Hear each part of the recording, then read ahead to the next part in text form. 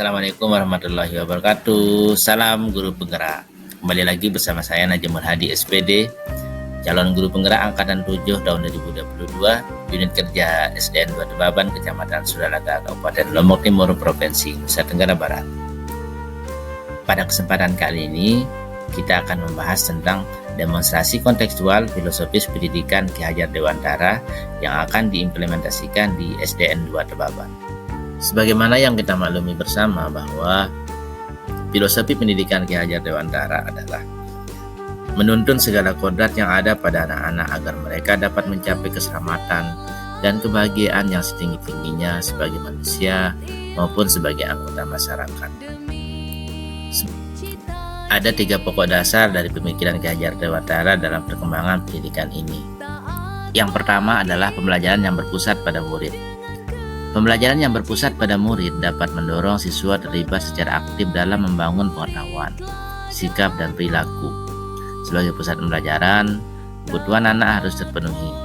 Anak perlu merasa aman, nyaman, berharga, dicintai, dan dipahami. Perasaan aman, nyaman, berharga, dicintai, dan dipahami akan mendorong munculnya motivasi dan kesadaran anak untuk belajar. Yang kedua adalah pendidik menuntun kodrat anak.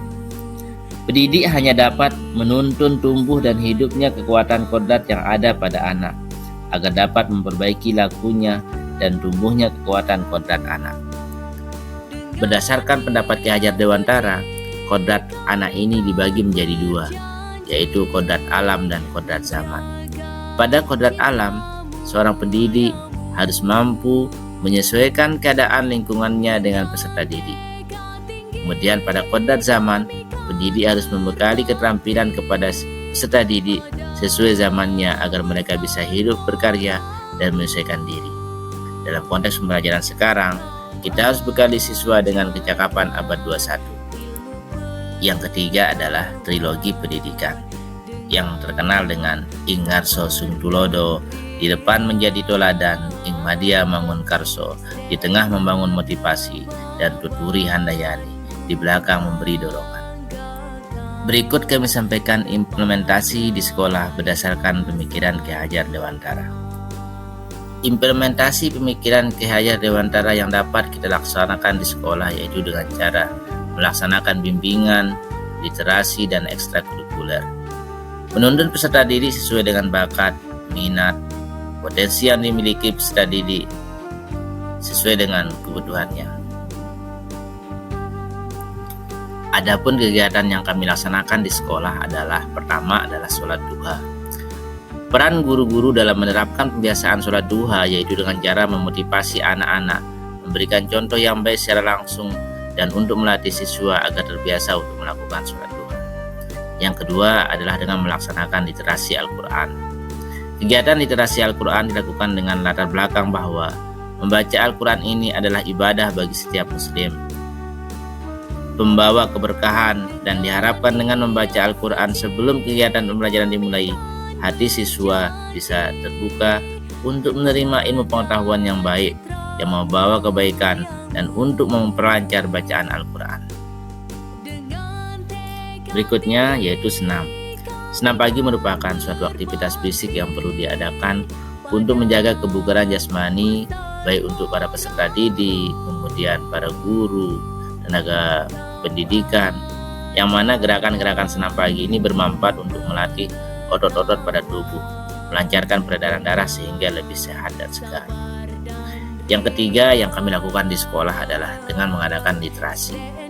Implementasi gerakan literasi sekolah dalam menumbuhkan minat baca siswa dengan bentuk-bentuk implementasi gerakan literasi sekolah meliputi menambahkan buku yang menarik, kegiatan membaca 15 menit sebelum pembelajaran, membuat jurnal membaca, membuat pojok baca, dan membuat lingkungan yang kaya akan teks, melaksanakan berbagai perlombaan yang mendukung kegiatan literasi sehingga menjadi perhatian dan menarik bagi para siswa.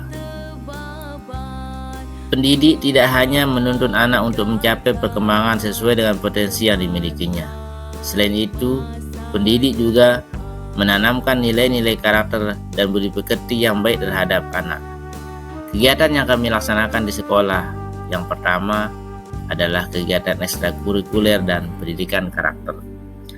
Pendidikan karakter yang kami laksanakan di sekolah yaitu melakukan sholat berjamaah, kemudian tahsin Al-Quran, sarapan pagi, dan kegiatan ekstrakurikuler yaitu pramuka, kemudian kursus komputer. Perencanaan pembelajaran yang kreatif berbasis TPACK dan alam sekitar berdasarkan karakteristik peserta didik serta mengaitkan materi pembelajaran dengan kehidupan nyata. Hal yang kami lakukan adalah dengan menyampaikan pembelajaran melalui PPT, melakukan evaluasi dengan kuisis, atau dengan menggunakan LMS, tantangan dan solusi.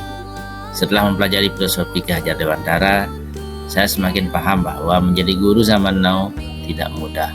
Teknologi semakin canggih, tentu di sisi lain moral dan akhlak semakin merosot. Untuk itu, sebagai seorang pendidik, saya harus belajar, bersikap terbuka dan selalu mengembangkan kompetensi sebagai guru dengan mengikuti pelatihan, seminar, dan pendidikan. Salah satunya adalah dengan mengikuti pendidikan guru penggerak. Sebagai penutup, mari kita yakin, ikhlas, istiqomah, dan kompak untuk bersatu agar pendidikan negara kita semakin maju, rajin berguru pada ahlinya. Demikian pemaparan kami tentang implementasi filosofi Ki Hajar Dewantara. Semoga ada manfaatnya untuk kita semua. Pacu ke makna. Makasih. Wassalamualaikum warahmatullahi wabarakatuh. Salam guru penggerak, tergerak, bergerak, menggerakkan.